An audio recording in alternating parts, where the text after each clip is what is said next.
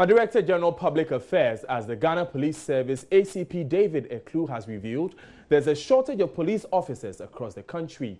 Joy News has reported of complaints from different parts of the country about a small number of officers keeping the peace to a large number of people. At Zabrama, in the Brong-Ahafo region, for instance, 4 police officers have been left in charge of 20 communities.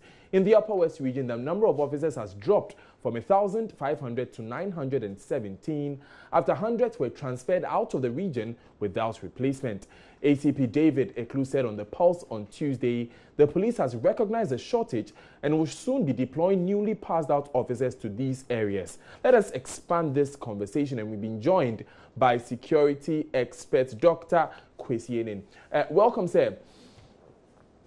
Well, first of all, Dr. Enin, is it even advisable from a security point of view for people or the public to know that there is such a serious shortage in the Ghana Police Service? Well, I think the people of Ghana have known that there's been a consistent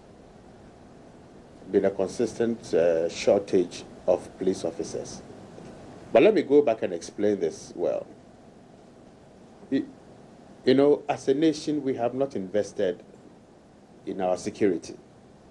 And if we zoom it down to policing, what it shows that as far back as 1987, we ought to have had about 40,000 police officers if you read the Archer Commission report. Subsequent to Archer Commission in 1987, the government then brought out a white paper in 1991. Now that showed a consistent set of intervention strategies. None of those intervention strategies have been used, meaning that almost 30 years or more after Archer, we have considerably less police officers now than we ought to have had 30 years ago. So what is happening now is not a surprise. And it's not just about the actual men and women on the ground.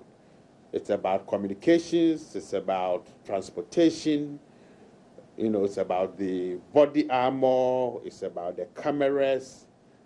Basically, that we live in a 21st century Ghana without a 21st century police service, incapable of responding in a proactive manner to the changing dynamics of both crime, expanding populations, expanding urban areas, and of course the challenges that comes with it. If you remember, a couple of weeks ago, when the 2 police officers were shot at somewhere in Accra and one of them died, and the Inspector General of Police came to plead for support. You know, a number of the public were lambasting him. But my argument was that this is a police officer who is begging and desperate for public support and an understanding of the inability of the police to do their job as optimally as possible. Now, that is not the fault of the service. David Eklu's point this morning about the numbers actually ties in quite nicely to what we've all been talking about for almost 20 years. Now, as to whether people must know that we have enough police officers, look, it's neither here nor there. We know that we don't have enough officers. The challenge is to say, how can you move almost 30% or more of the men from a particular region without having a structured process and strategy for replacing those officers? That we can engage a police service on, because it doesn't show a consistent and nuanced understanding, first, of the dynamics of crime in Upper West and the number of men who are needed to get the job done.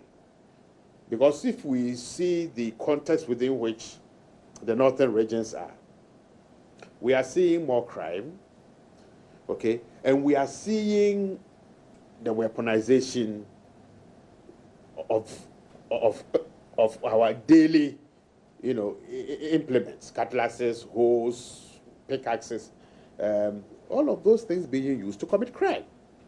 Okay, so there is no excuse for removing almost 900 men and women out of 1,500.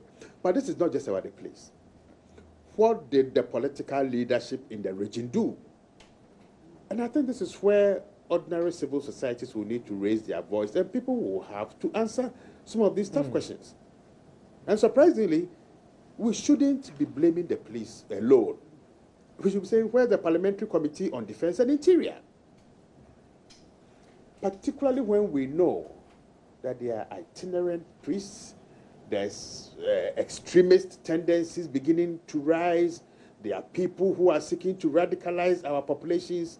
So what we are seeing is a consistent failure across multiple levels of authority. But I gave you only 5 minutes, so your time is up because you wasted almost 27 minutes of my time.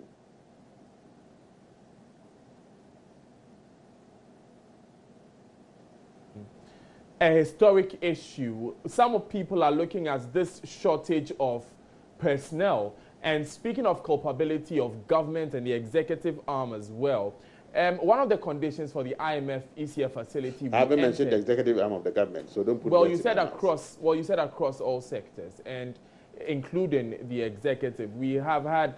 Well, your 5 minutes is up. Thank you very much. Wow.